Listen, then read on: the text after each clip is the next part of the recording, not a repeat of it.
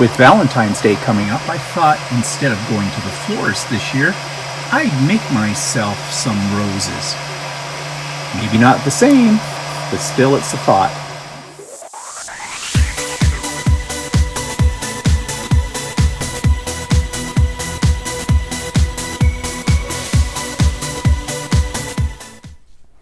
Good morning, everybody. It's Stephen here for Bland Designs, and welcome to my weekly vlog for Monday, February the 8th, 2021. And it is vlog number 204, and it's the 334th day of COVID. And my hair looks like it. Yeah. I'm getting that Grizzly Adams look again back in, and I don't know when I'm going to be able to get my hair cut again. So I'll just have to embrace the braids. I don't know, but anyways, so moving on. Yeah, behind me now, this isn't done. This is just a little sneak peek at what I've been working on. This is the back of my Aussie quilt, or will be the back of my Aussie quilt.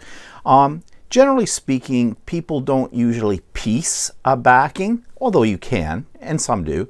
And I've done it in the past. But usually you have one large or two very large pieces of fabric that you use as the backing. Because the front's the most important part. You don't care what people think when they look at the back. Well, that's not completely true, but yeah. But I decided I had lots of Aussie fabric left over from making the front of the quilt that I would do, well, this is sometimes referred to by Karen Brown at Just Get It Done Quilts as an after quilt. So I'm essentially making another quilt, but this is going to be the backing of my Aussie quilt. I'm quite liking it right now, almost to the point where I think when I get it done, there's a possibility this might just become a quilt and not a backing. I don't know yet. I've put in as much time, well, not quite, but it seems like I've put almost as much time into making this backing, which isn't done yet, as I did with the front. But you can see this is going to be the center of the backing, and all the way around there will be a border, and here's one border that's sort of done. They'll all look the same. Again, they won't be the same color pattern. They'll be the same colors, but these are all done in strips, and the strips won't necessarily be in the same order all the way around because I'm just doing it sort of random. It is a scrappy back, believe it or not, although it worked out somehow that I kind of got those squares, you know, in a pattern. So that was just something that happened unconsciously. I didn't really plan that. I did plan the basic design. That's called a sawtooth star block. But as far as the fabrics were concerned, I just sort of grabbed and that's what came out. So it's really growing on me. And so we'll see. I'm hoping I'll get this done probably this week. And then I'm going to make the decision at that point. Is this backing or is this another quilt? I have this funny feeling this is going to be another quilt. Yeah. Anyways, I'm going to talk a little bit more about the process of this on this week's Idiot Quilter. So I hope you can join me. And, you know, you don't have to be a quilter to check out the Idiot Quilter because I do focus a lot on quilting, of course. But I talk about some other things on there as well, which are sewing related. Okay, so that's my latest project that I've been working on. Actually, I've been working on several things, and I'm going to talk and show you some more about those further on in the vlog today. But right now, let's turn our attention to the YouTube channel of the week. I'm sorry for those of you that don't 3D print. It is about 3D printing. This week's YouTube channel of the week is called ModBot, and it is about 3D printing. And I really like this because the person who does this has been doing 3D printing for quite a while. He uses a variety of machines, and I think he used to have something that he refers to as a 3D print mill, where he was making products for sale, and that's why he had so many different 3D printers. But he's very, very knowledgeable.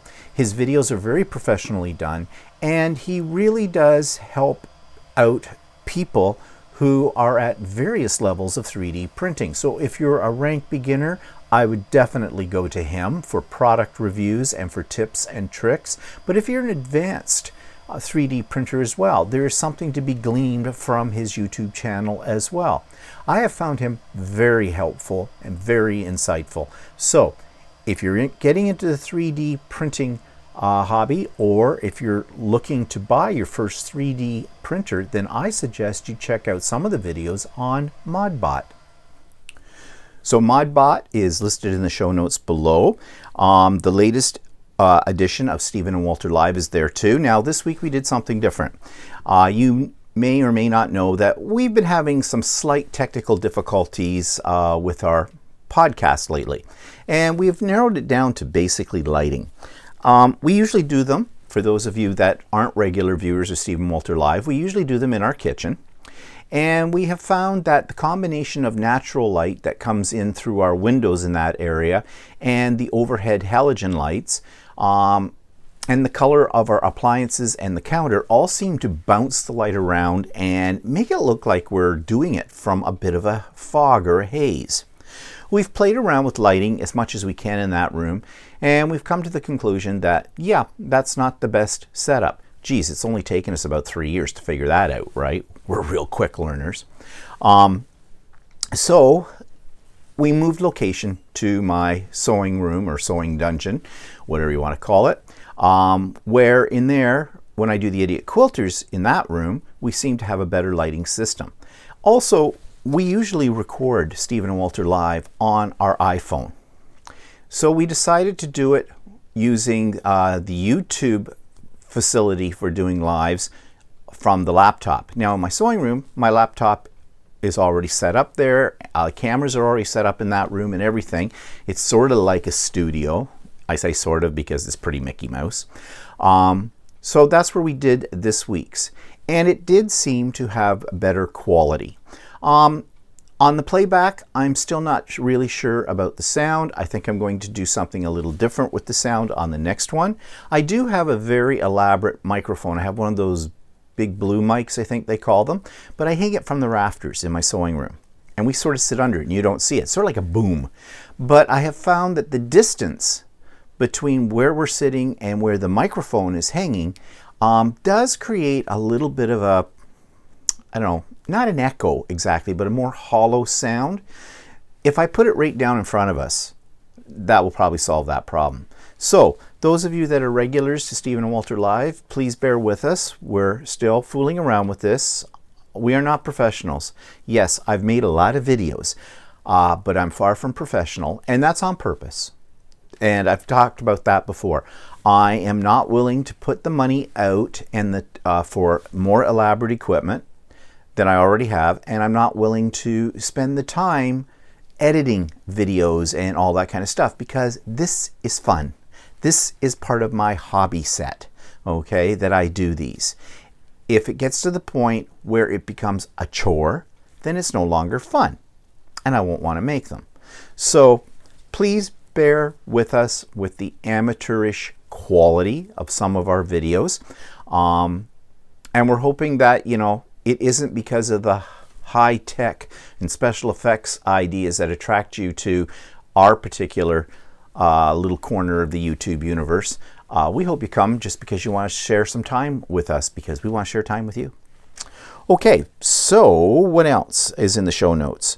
I have the latest edition of the Idiot Quilter, and that's where I'm talking about my retreat.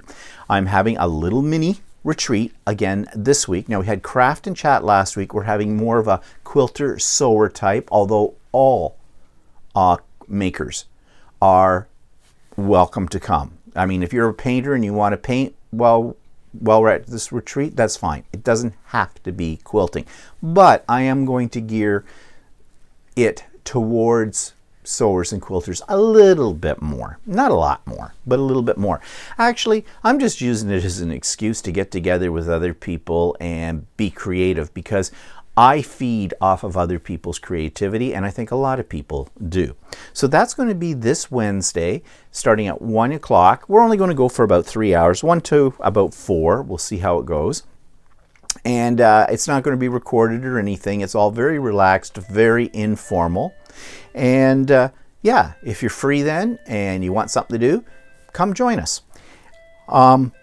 I do have plans, depending on how this one goes, of slowly shaping it a little bit more towards a quilting type retreat. And my goal is, and I don't know if I'll ever reach that goal, is to actually do a full quilting retreat virtually.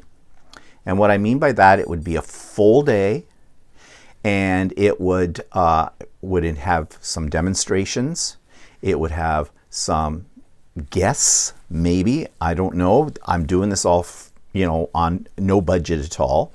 And I might have some games and some prizes as well.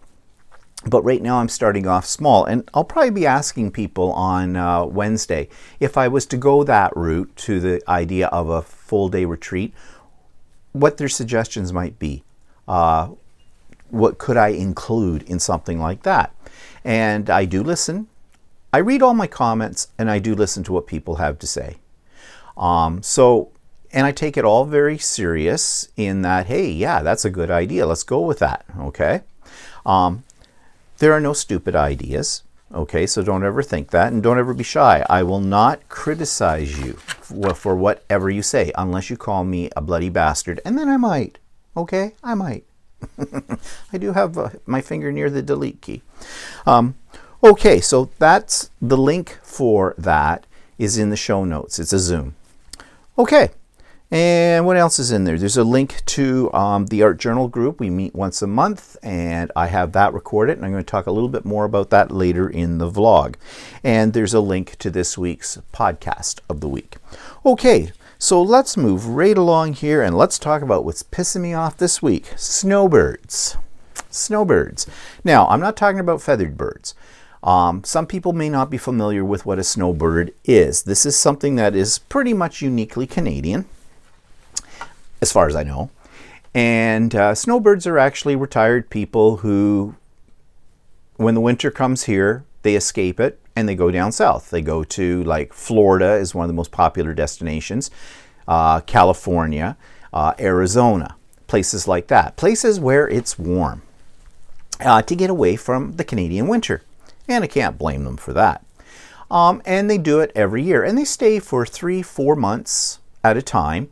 And many of them have property that they have bought over the years, or they have a trailer or something like that, or a timeshare, I don't know. But this is what they do. Well, they can't do it this year, can they? We know why. Traveling is restricted. Our government just put in even more strict rules for flying to destinations. Basically, they have grounded the airlines, telling them they cannot fly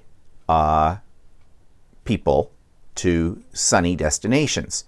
Now, in that announcement, they said to sun destinations, like they said the Caribbean, Cuba, things like that. They didn't really specifically mention, at least I didn't hear them mention it, Florida or California or Arizona. Of course, we have had restrictions on flights and crossing our border. We're pretty much closed down except for essential services, that have to come across the border. And they're also put in another rule that if you leave our country to go someplace, when you come back in, you must quarantine for 3 days at a designated hotel, which would be probably very close to the airport, at your own expense. And they are quoting about $2,000 it's probably going to cost you. Now, you're going to think, 3 nights in a hotel, $2,000? What kind of hotel are you putting you up in? Well, I don't think it's just the cost of the hotel. I think they're figuring in the cost of food. And I'm not sure how many people, if they say that's $2,000 a person, I have a feeling it's $2,000 per family group of maybe 4. Okay? Something like that. But nevertheless, the government is saying this is what it could cost you. And you'll have to pay it. They're not going to cover it. And rightly so. And why I say that is, well, I think it's pretty obvious at this point. If you decide to travel during COVID, then that was your decision. You've been warned. You've had lots and lots and lots of warning about the dangers of traveling during COVID and all that kind of thing. So you made the decision to go. Well, the snowbirds are crying. Yeah. Well, this is unfair. I go every year to my property or my trailer or whatever, every year down to Florida at this time. And now you're telling me I can't go. And if I go, that when I come back, I've got to spend another couple of $1,000s just to stay in quarantine. I can't go in quarantine in my own home. Boo-hoo, boo-hoo, boo-hoo. Okay, there's so many things wrong with this whining from the Snowbirds. Let's start with the whole fact that you're going against what the government has strongly, strongly recommended that what you shouldn't do. Okay? I have heard that some people are trying to get around the system by putting a car on a train so it crosses the border and then taking a helicopter, I guess, to get to the car. I don't know. This just sounds like something out of a ridiculous comedy movie or something like that, you know, Planes, Trains, and Automobiles or something like that. It just sounds ludicrous to me. And that's going to cost you big bucks. On top of it all, some of them are going down there and they're getting the shot. They're getting the vaccine. I know that in Florida, they're giving the vaccine to non-residents, to Canadians. That's not right. That's not right. The states need all the shots that they have. Our people should not be going down there and using up another country's resources. We would scream bloody murder. If Americans could get across our border and get our shots, we would. Americans should be as well. Now, maybe they figure everybody gets it. It just creates, you know, just that more people that have, you know, resistance to the vaccine. So it doesn't matter what their nationality is. Well, maybe, but nevertheless, I think that's just really, well, the bad is on the Canadian Snowbirds for that one. The other thing too is, just because you've done something every year, you know, okay, break outside of the box. This is a very special time, okay? So it's special circumstances. Things are not like they've always been, so suck it up, buttercup. There's always next year. Okay, so you miss it 1 year. It's not the end of the world. If you catch COVID and die, that is the end of the world. On top of it all, you come back into this country and you somehow slip out, and I don't think it would be that hard to slip away from the authorities' quarantine business, and then you spread it to other people. And again, you've heard me say this many times. I don't care if you get COVID and die. That's your decision. To give COVID to somebody else and kill them, that's murder. So, the other thing too is these people seem to think they have a right. They have the right to do whatever they want to do when it comes to travel plans. No, you don't. There is nothing in our Constitution that protects people or gives them certain rights for travel. No, nothing there at all. And don't expect the Canadian government to bail you out if suddenly you're still down in the United States doing your snowbird thing and our government puts even more restrictions on coming back and you can't get back home. Don't you expect our government to cover your financial losses on that or bail you out. No, you made the decision. So you have to suffer the consequences. So I say to these old people, and they are old people, okay, yeah, it's a disappointment. Tell me about it. When it came to travel, I lost $10,000 last year because I had booked a river cruise and had to pay it by a certain date, and we did, and then COVID happened, and then the company screwed us around, and we lost, after fighting, we lost $10,000 out of it. Okay? That's a big chunk of change. We're sucking it up because there's nothing more we can do. We did what we could and we can't. We've lost it. Write it off. In 100 years' time, no one's going to care anyways.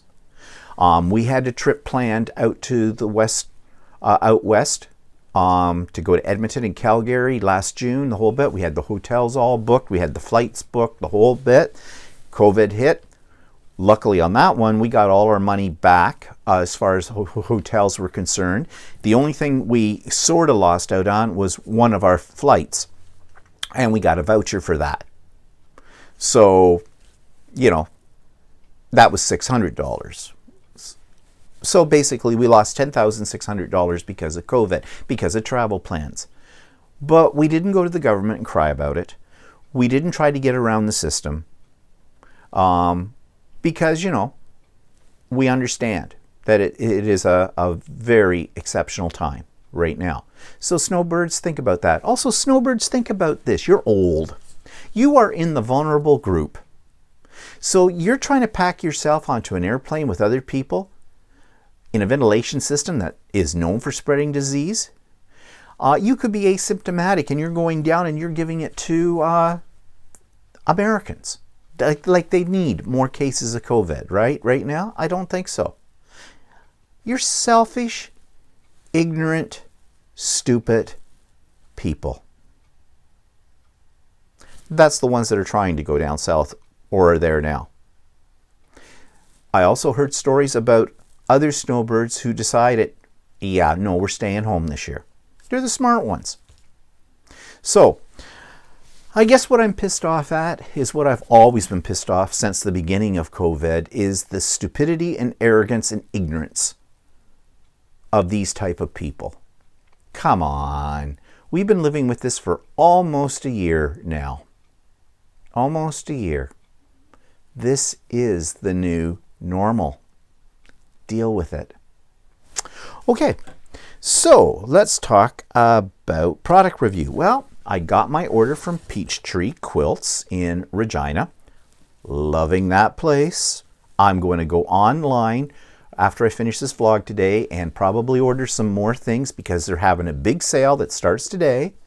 And the big sale is 20% off your order. Plus, if you have $125 or more in your order, it's $5 shipping. I can't resist that. You know I'm a fabric slut. So I'm going to go on there right after I get the vlog done today to check it out. And if you want to get in on this, you don't need a coupon or anything like that. It's peachtreequilts.com or .ca. One or the other. Just do a search. Peachtree Quilts. And check it out. They've got some really nice fabrics. And here are some of the nice fabrics I got this week. Now, actually, I have shown some of these before because I bought more in the same line, but there were some colors I didn't have. So there's this one line that goes with this. I had shown this to you before. It's this sort of tree-like fabric. Well, this goes with it. This goes with it. This goes with it. I don't know what I'm going to do with them yet, but they're pretty, and I like pretty.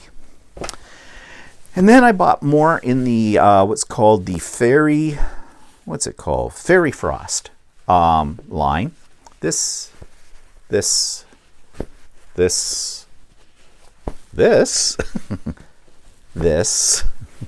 and this. And I have more.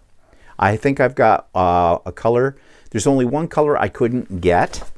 And they were very good. They gave me a call when I put the shipment in and said, we're so sorry, but the one that you wanted is out of stock, and they recommended another one. And I'd already had in my mind the one, I knew which one they were recommending. I ordered a white. They said they had the cream.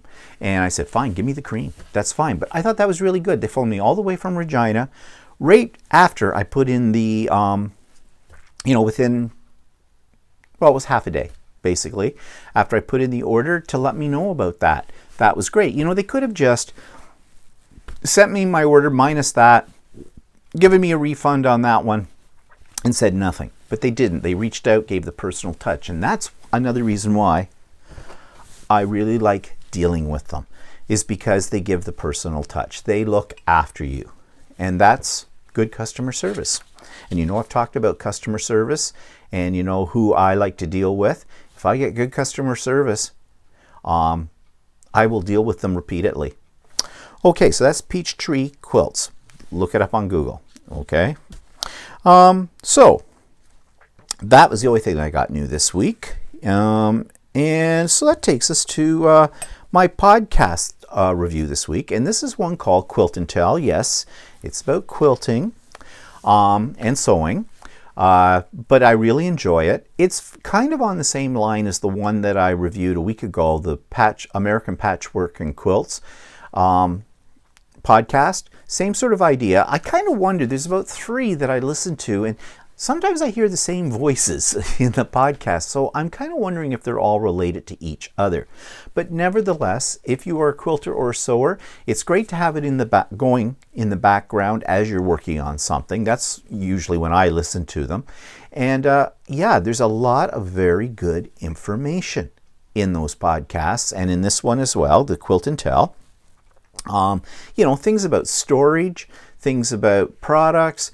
Sometimes they have guests on their show that they talk about. And the thing is too, even if you're not a quilter, these podcasts I'm talking about lately are really great for anybody who's a crafter, because there's ideas that are what I would call transferable skills that will cross over from one type of craft to another type of craft, like storage ideas, materials, things like that.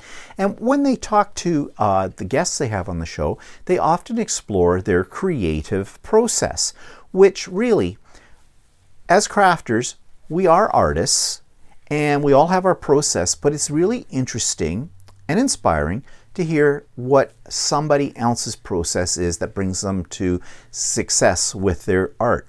So you can check it out. I've put the link to the web page that has other information on it as well that you may find useful. And there's a link. And if you're on iTunes, I don't know how it works on other platforms. There are other platforms, but I only use iTunes, so that's what I speak of. So on iTunes, you just go into iTunes Store and search for Quilt and Tell Podcast, and you'll find it. Okay. So that takes us to my 3D corner this week. I'm going to talk a little bit about my direction with 3D printing now that I'm getting much more used to how it works and how it doesn't work, because there are tricks to this. But I made my embroidery holder, thread holder. I'm going to talk about that in more detail tomorrow on the Idiot Quilter. I did show you one of the little blocks, had 2 little circles on the top of it, and it holds the spools. Thread spools is the word I'm looking for, rented lips. And I've got it all set up as a system, and I think it's going to work great. It took a while to make all the blocks, but that was okay. And now next time I do my embroidery, I can lay out all my threads in the order I'm going to use them in, and it's just going to make life so much more efficient.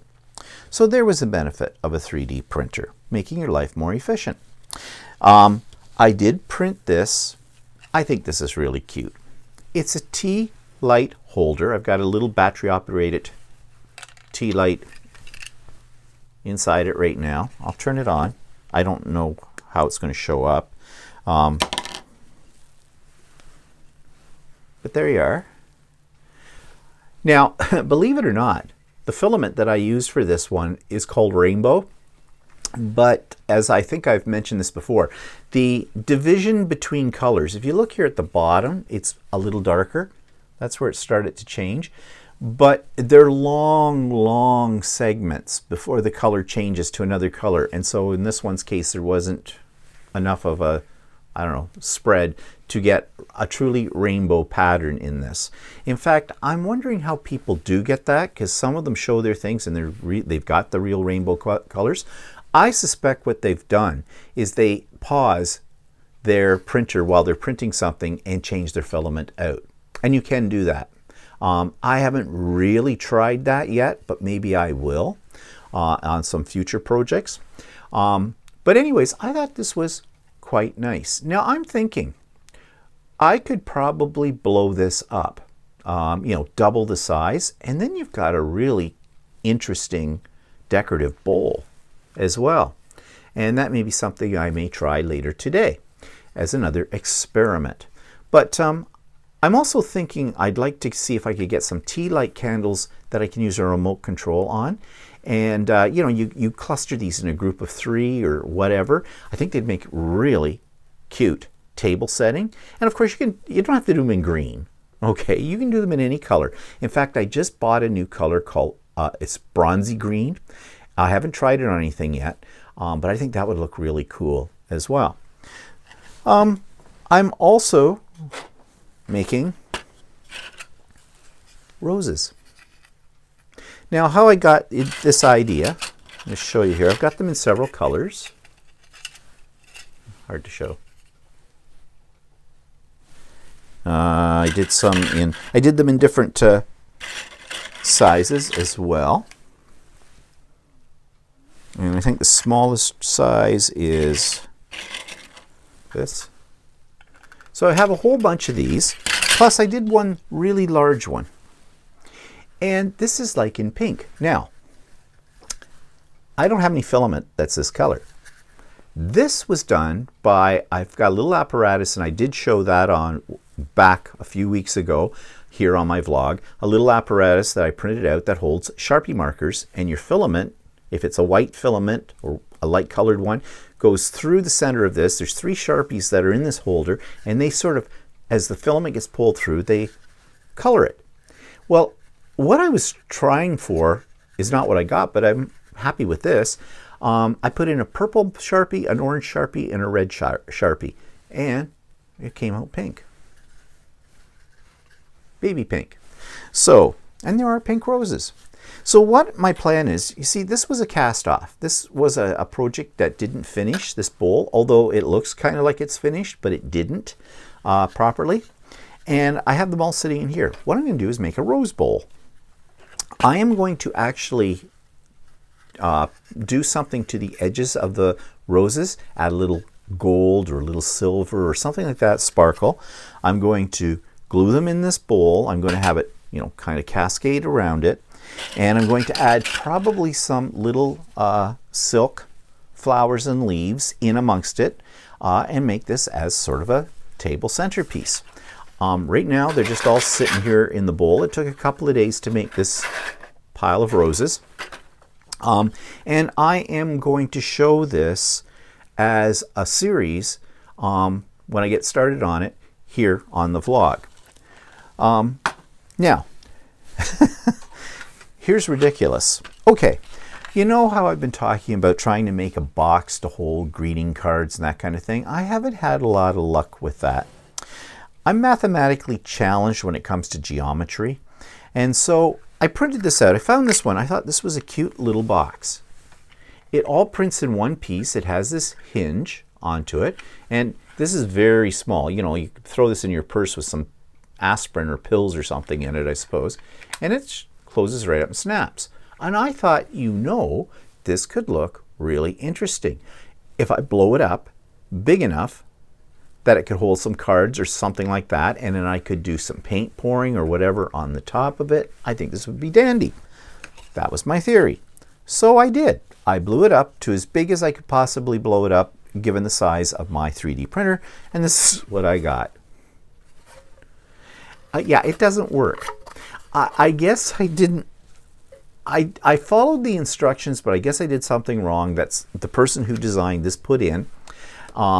I think they call it a parametric or something, a design, which has to do with, I don't really understand parametric design, but I watched a video where somebody had a spreadsheet out and putting all these numbers in for their dimensions, and then I guess if you want to alter the size, you just alter those numbers. Well, that's what I did.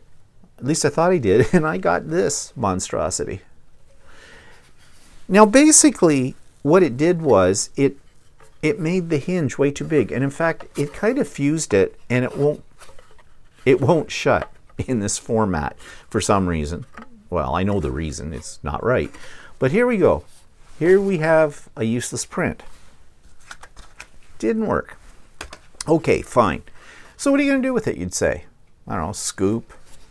I don't know, fan. I have no idea. But I don't throw out my rejects. I've got a basket of rejects. You know what I'm thinking of doing? Okay, you may think this is stupid. I'm thinking eventually of taking these and making a sculpture out of them. And what I mean by that is glue them all together, make sort of a mixed media kind of a thing, and something really wild out of it all. I mean, after all, I could throw them in the garbage. So does it matter? Glue them all together, then throw them in the garbage. I don't know. I'll try. I'll see what happens.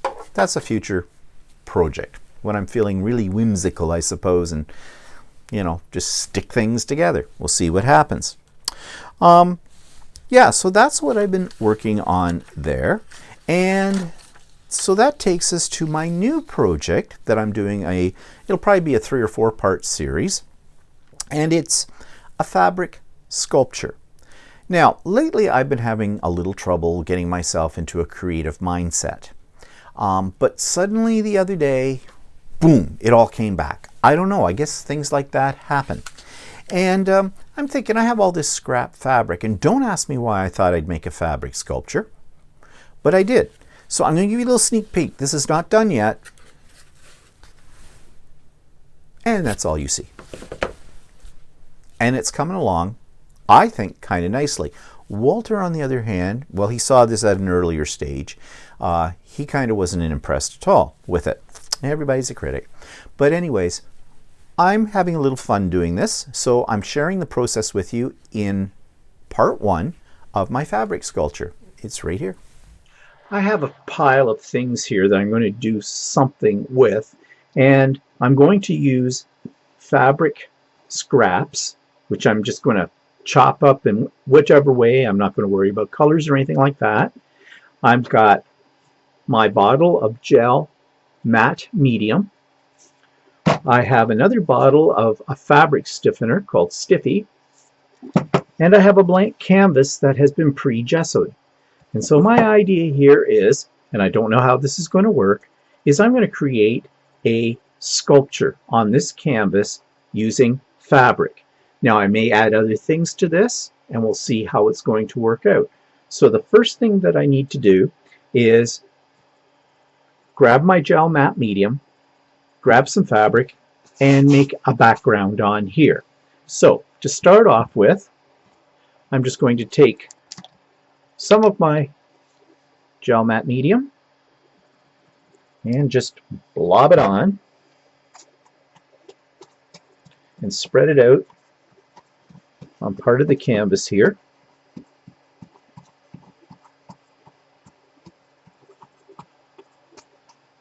Actually, I'm going to spread it out all over the canvas, but I'll probably have to reapply as time goes on because this is probably going to dry out pretty quickly. And I'm going to take some fabric and I'm just going to cut up some pieces and throw them on. I'm not going to worry about how close they come to the edges. Like, I'm going to let them overlap a little bit. I'll cut off the excess when this is dry. So I guess I'm going to have to do this.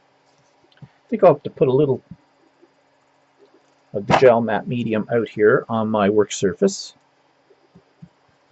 And I'm just going to apply it right on top of the fabric.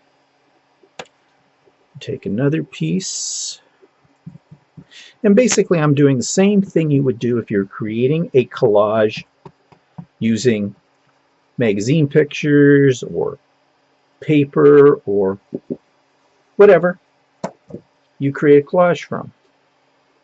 So here's another piece of fabric. I'll just cut it off. And you can see this is going to take me a little bit of time here. So I'm just going to add a couple of more pieces down to this. Now I've got some thread, so some of the thread from the fabric on here. I'm not going to cut it off. I'm not going to worry about it. I'm going to add it because I think it will create a little bit of texture. Now, maybe use a little bigger piece.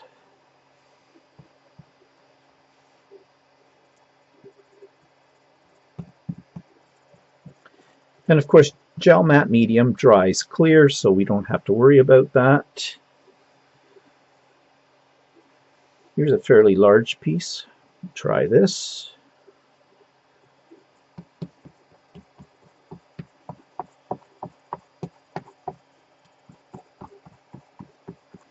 And I'm just going to carry on here, and I'll show you the end result of this stage when I get it done.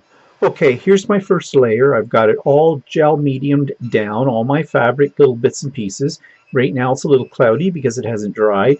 And I am just going to let it air dry. I could use my heat tool on it, but I think I'll just let it air dry to make sure it's got a good adhesion.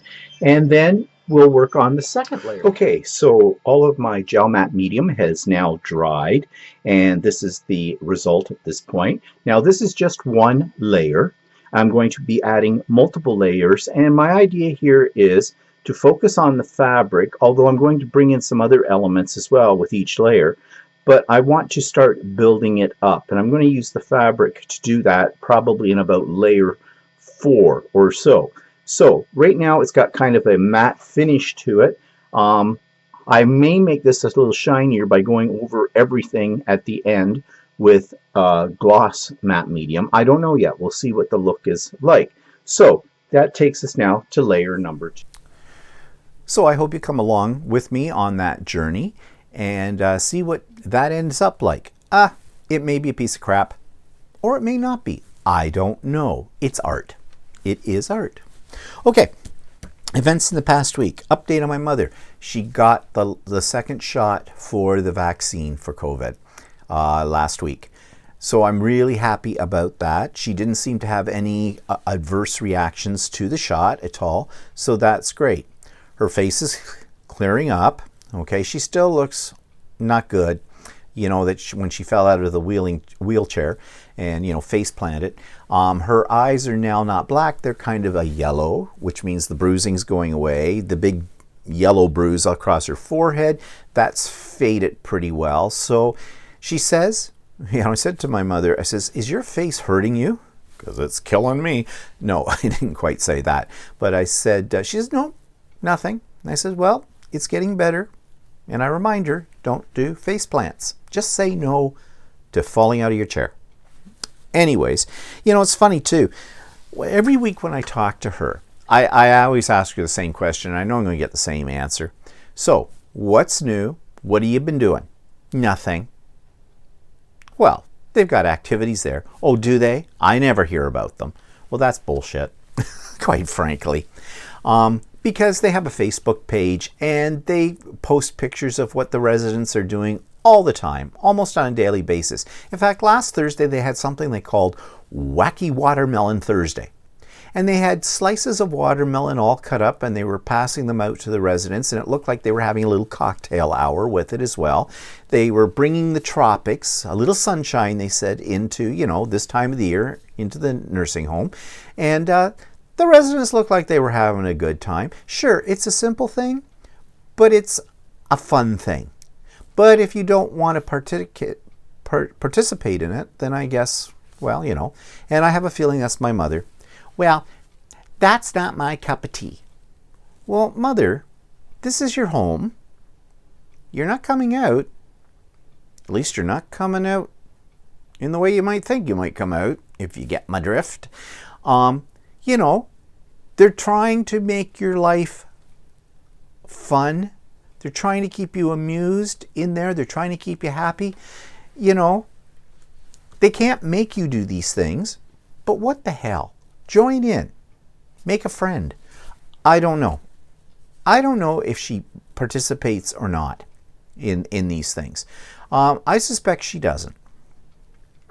Because I never see any pictures of her. Now, one of the things is they would ask permission to take somebody's picture. Okay?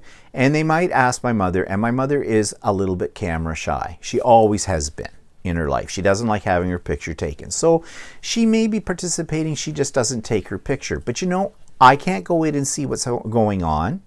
And when I ask her, I get the same answer all the time. Well, there's nothing going on. And then I bring up this. I go, so, well, I saw they had Wacky Watermelon Thursday. Now I'll get one of two answers. Oh, yeah, that's right, they did. Or I'll get, oh, did they? I didn't know. Well, they never tell me anything. Okay. Anyways, she's fine. And I'm glad she's had the second shot. That is a weight off my shoulders.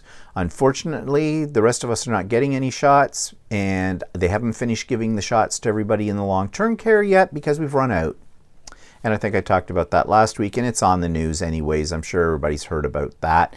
You know, our government has botched it, and the pharmaceutical companies, and I ranted about that last week, so I'm not going on to that again. But basically, we're at the, you know, at the whim of the pharmaceutical companies now for all of this, and, you know, that's all dictated by finances. By money, the economy. Yeah. Okay. So we did have the Craft and Chat mini retreat that we have on the first Wednesday of every month. I always enjoy those.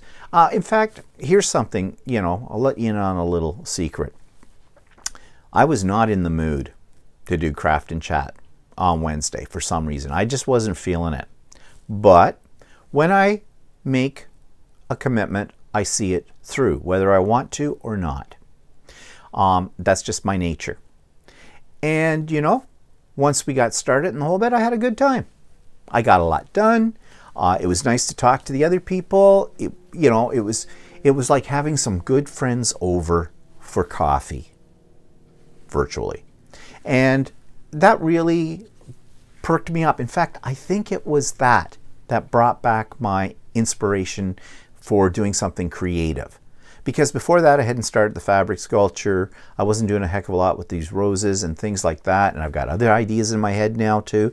So, that's what it's really good for, is, inspiring you. So I hope you'll join the next one, which is in a month's time, or this Wednesday for the Idiot Quilter retreat.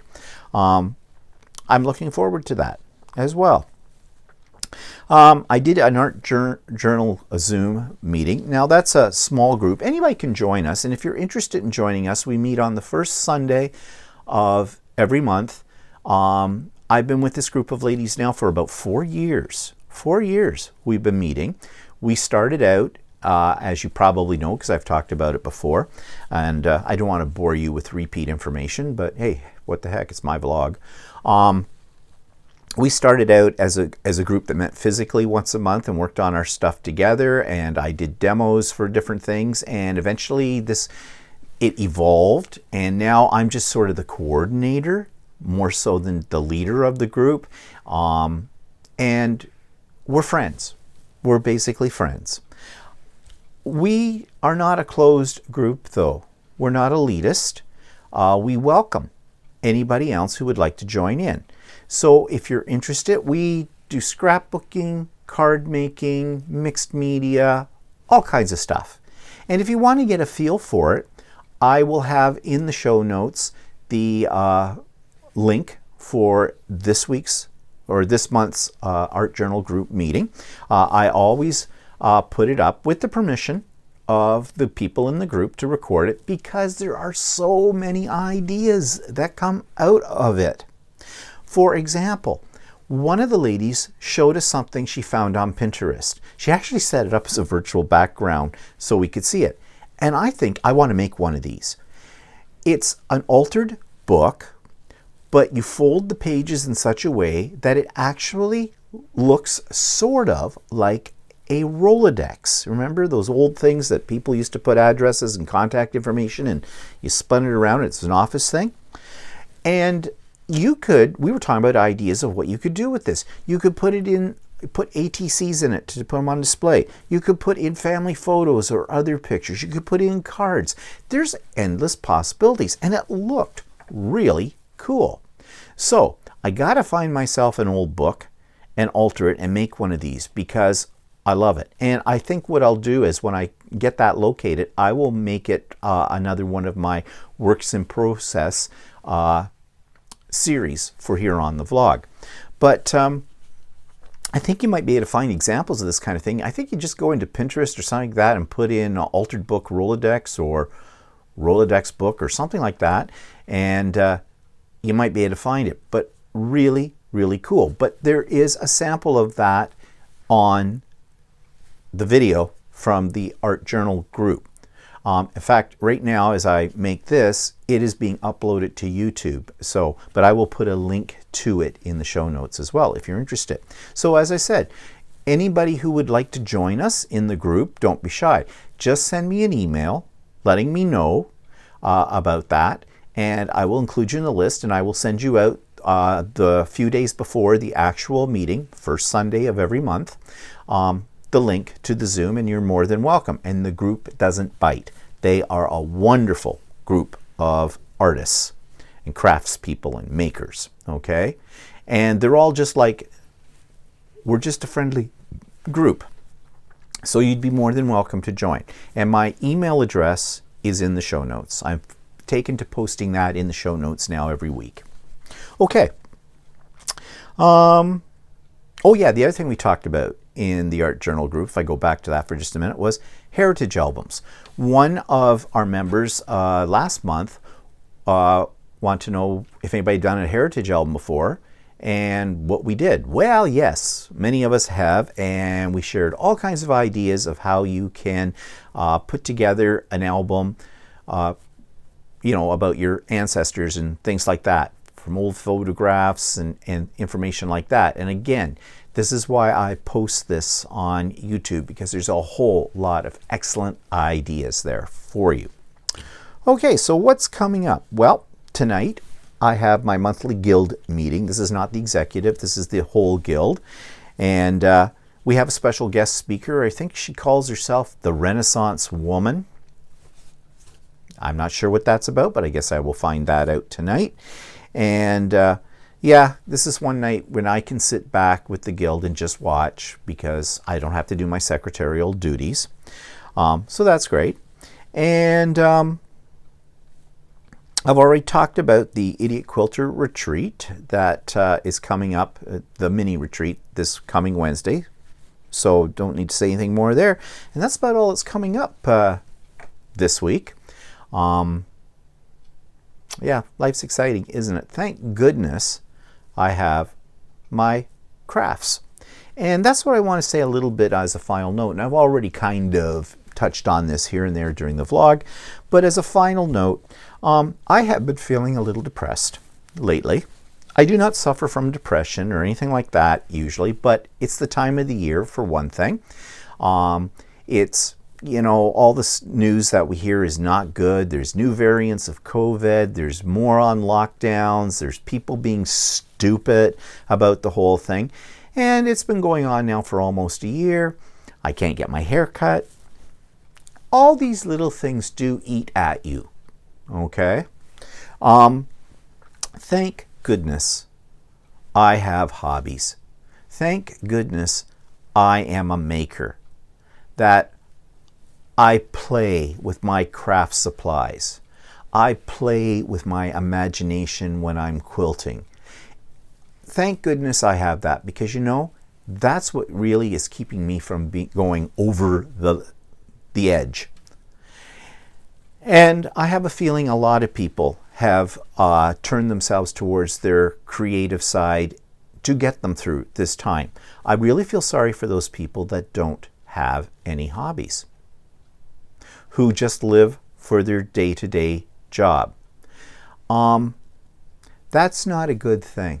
I mean, if you like your job, that's great. But most people don't have the advantage to be doing a job they really, really love, because, it doesn't feel like work. It feels like play. It extends their creativity and things like that. I was lucky. I picked a career to be a school teacher, and I picked that career for the main reason I picked it was because I didn't want to be doing the same thing day in and day out. Yeah, there were challenges when I was a teacher. All jobs have their challenge. But I enjoyed it because every day was something new. And I could tap into my creative juices and do some wonderful things. Teaching English is one of the best subjects to teach, I think, because there's so much opportunity to explore ideas and to be creative in the way you deliver those ideas or the way you tackle literature and writing and things like that. And so I was never bored, never bored. I was frustrated at times. I was angry at times, but I was never, ever bored. And, I am not bored in retirement either. Yes, I have the occasional bout of where I feel like, oh God, I don't want to do anything today, but we all have that, okay? Lately, I have been feeling a little bit depressed, but it's an unusual time period. But thank God I've got my maker ability, my creative spirit to do quilting, to do fabric sculpture, to do altered books, to do art journaling. It's all there. It's all laid out. As I stand here and do this vlog for you, I'm looking at my shelves that are just beyond the camera range, full of crafting supplies. And those make me feel good. So if you're feeling depressed right now, if you're feeling a little overwhelmed by, everything we're being told that's all negative news these days, then do something creative. Don't worry about how people are going to feel about what you're doing. Don't feel that you have to do it on a level of complexity that's going to scream out, this is a fine piece of art and it should be in the Louvre. No. If it means getting out a coloring book, adult or kid, and a box of crayons, and just for 20 minutes, do nothing but color, I guarantee that after that 20 minutes, you're not going to feel as depressed anymore. Just do it. Don't think about it. Don't rationalize why this is a stupid waste of time, because it's not. Just do it. And I guarantee you, you will feel better after that short amount of time that you put into something like that, because your mind will have had an ability to rest, to recover from the stress that we're all feeling at this point in time, and just to get some other endorphins or whatever they are released into your system to give you a natural high. So, that works for me. I'm sure it will work for you because I'm not special. I'd like to think I'm special, but I'm not special. So anyways, on that note, I hope you have a good week. Stay happy, stay healthy, stay in, stay safe. And we'll see you next week, and maybe even sooner on The Idiot Quilter and Stephen and Walter Live. Bye-bye for now.